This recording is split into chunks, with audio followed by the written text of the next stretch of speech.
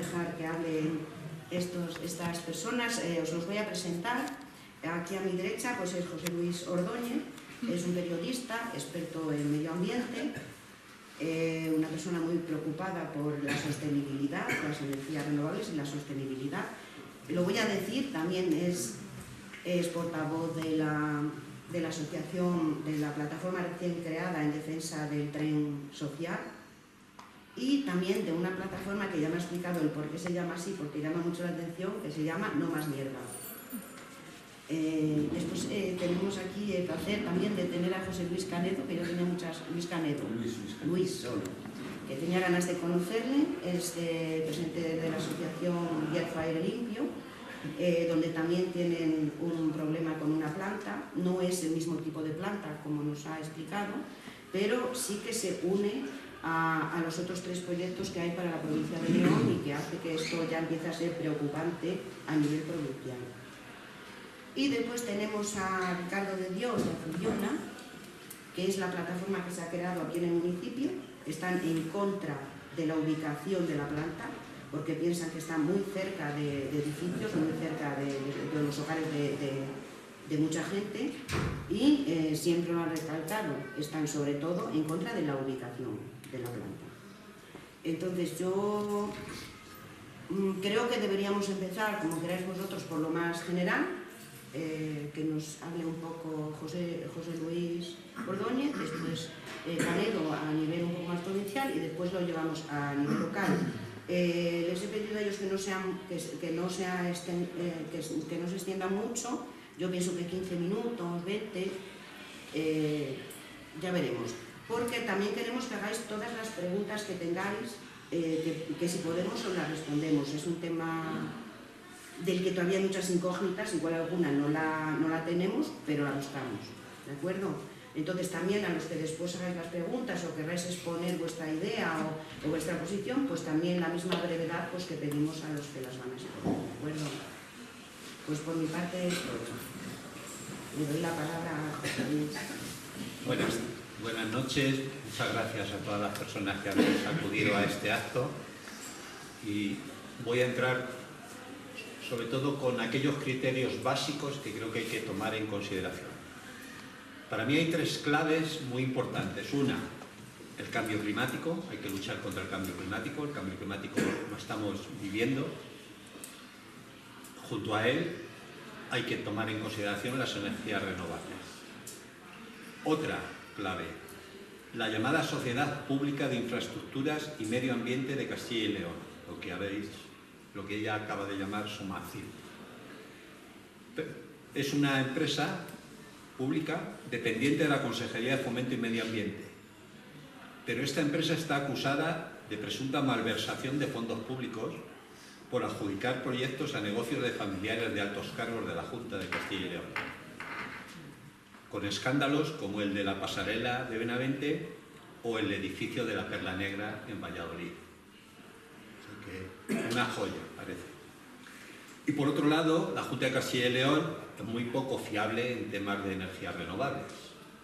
Sabéis todos los problemas de corrupción que hay alrededor de las huertas o huertos solares de la fotovoltaica en Castilla y León.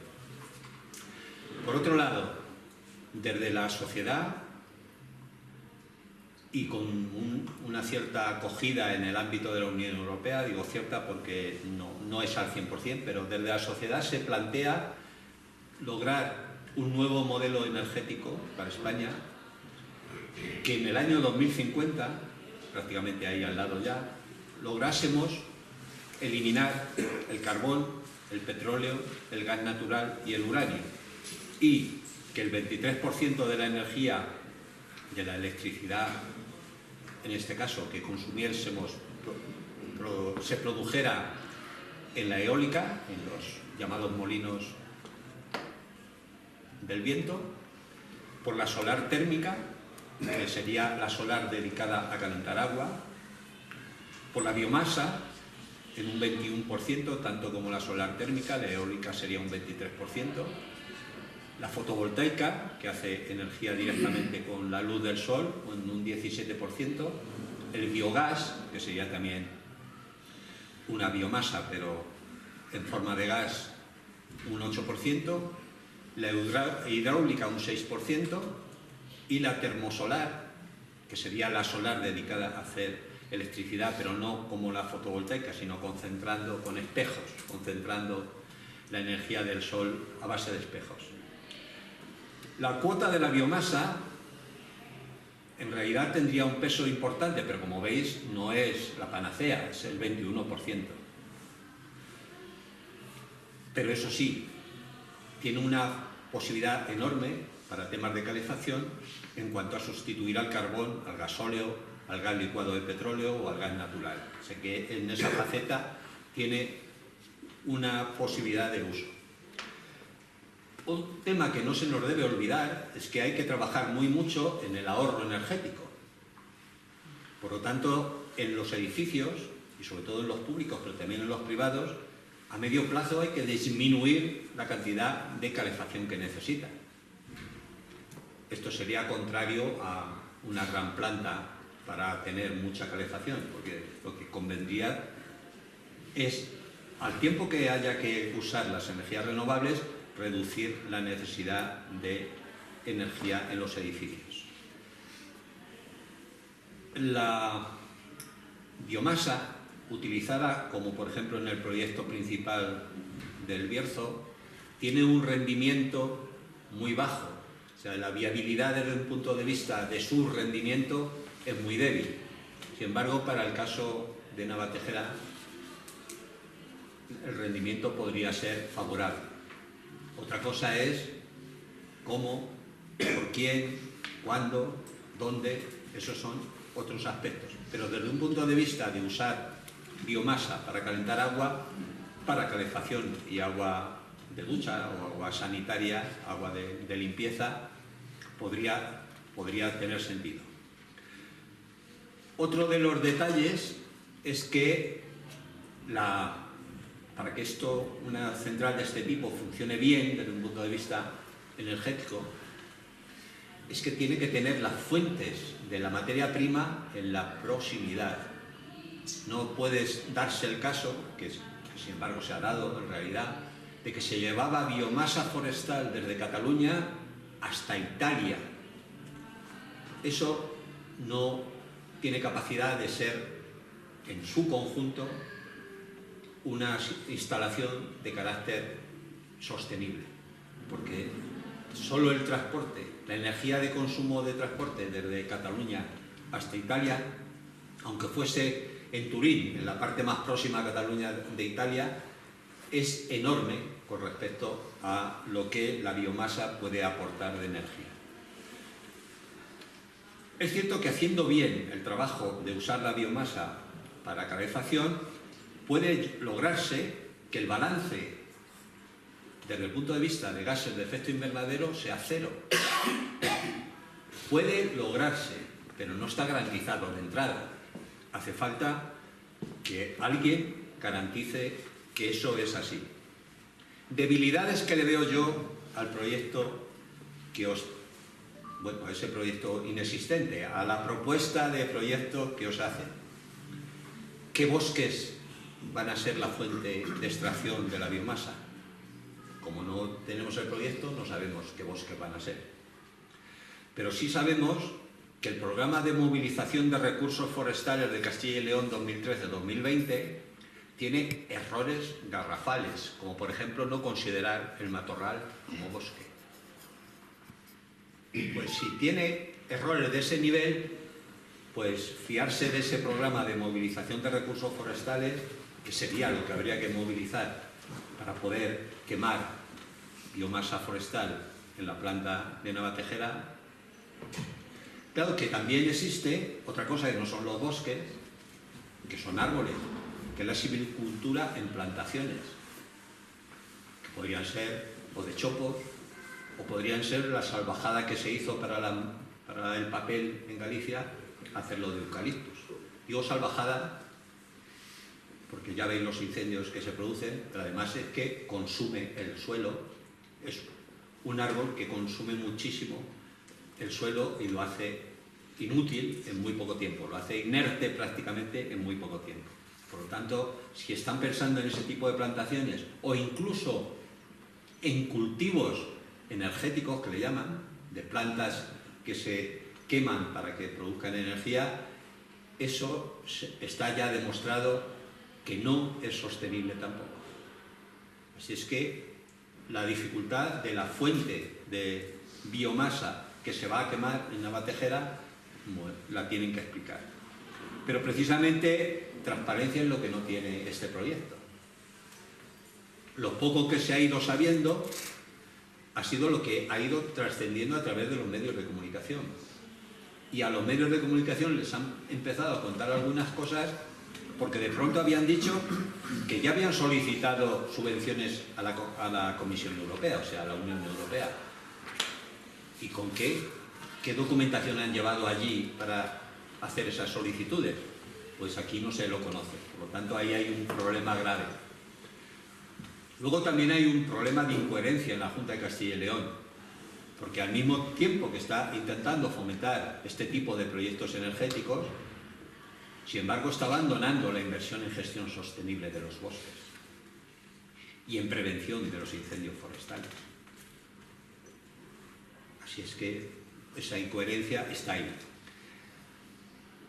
Luego, ¿es capaz la provincia de León o el entorno de Navatejera tiene suficiente masa bioforestal como para alimentar esa instalación que es bastante grande? Cuando veáis las cifras que nos van a dar los compañeros del Bierzo, veréis que son instalaciones de carácter muy voluminoso en su potencial de consumir madera. Luego está el problema de las emisiones. Aquí ya llegan también emisiones que se producen hasta en la Robla. Si aquí también se producen emisiones y precisamente los vientos las van a llevar a la zona más poblada, pues esto es un problema. Nos pueden decir que hay filtros. Es cierto, se puede utilizar filtros para conseguir que lo que salga de las chimeneas sea si no al 100% inocuo, lo más inocuo posible. Tan inocuo que sea factible técnicamente darle viabilidad al proyecto. Pero ¿y quién controla esa tecnología? Una cosa es comprarla, una cosa es que quien la produce la haga bien y otra cosa luego es usarla. ¿Quién la va a usar? ¿Cómo la va a usar? ¿Quién va a ser? ¿Quién confirma que se está usando adecuadamente? Esos son elementos a tomar en consideración. Luego tenemos el problema de que la Junta de Castilla y León está amparando la quema de residuos sólidos urbanos. En la Robla los queman, por ejemplo. Eso es un disparate desde un punto de vista medioambiental. Los residuos sólidos urbanos, quemándolos, tienen una cantidad de subproductos en lo que emiten, que eso, volvemos a decir, si hay buenos filtros, se puede hacer, pero es que en la Robla no hay esos buenos filtros. Entonces están permitiendo el quemar residuos sólidos urbanos de una forma nada aconsejable. Fortalezas que tiene la biomasa.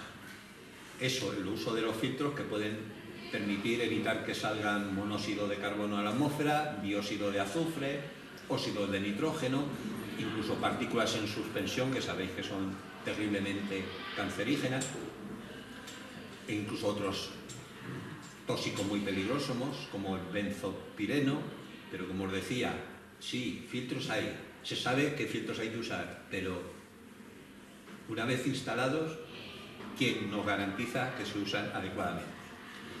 Otra de las facetas muy positivas de una instalación de este tipo, si de verdad usa recursos forestales de bosque, es que, por un lado, como os digo, se puede llegar a lograr emisión cero, es decir, que no incremente las emisiones de gases con efecto invernadero, que son las provocadoras del cambio climático, pero por otro lado puede ser una buena herramienta para dinamizar el mundo rural. si se hace bien el cultivo, la explotación maderera, el almacenamiento in situ de esa explotación, el transporte de esa materia prima, y luego se sigue haciendo bien en la propia instalación donde se quema o se incinera la madera. Por tanto, las conclusiones que yo os pongo sobre la mesa es que sí es posible utilizar la madera para calefacción, sustituyendo al carbón, al gas natural y a los derivados del petróleo. Sí, es posible.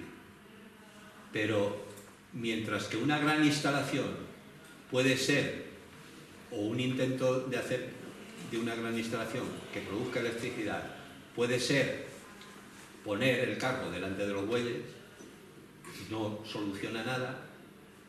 Si se hace una instalación adecuada, y a lo mejor la dimensión de lo que nos cuentan que dicen que quieren poner aquí no es la dimensión adecuada, pero por otro lado es que, como os digo, es muy importante quién nos garantiza que la actividad de esa central térmica está controlada adecuadamente para que no genere emisiones y para que de verdad consuma biomasa forestal del entorno, no que venga del quinto pepino, con lo cual imposible mantener la sostenibilidad. Yo personalmente no encuentro que la Junta de Castilla y León sea una administración pública garante de que las cosas se hagan bien, pero si la hubiese una administración pública que pudiese garantizar que se hacen las cosas bien, yo aplaudiría que se hagan, como digo, con dimensiones más reducidas. Y luego acompañar todo eso de la reducción de las necesidades de calefacción. Es decir, hay que aplicar lo de la adaptación de los edificios a las nuevas condiciones. Es decir, todo ese ámbito de la adecuación energética de los edificios. Y este es mi punto de vista, con todos los inconvenientes que os he puesto por delante, con todas las incógnitas que encuentro, pero con las posibilidades que también tiene el poder hacer calefacción y agua caliente desde residuos o desde explotaciones de biomasa forestal. Esto es todo por mí.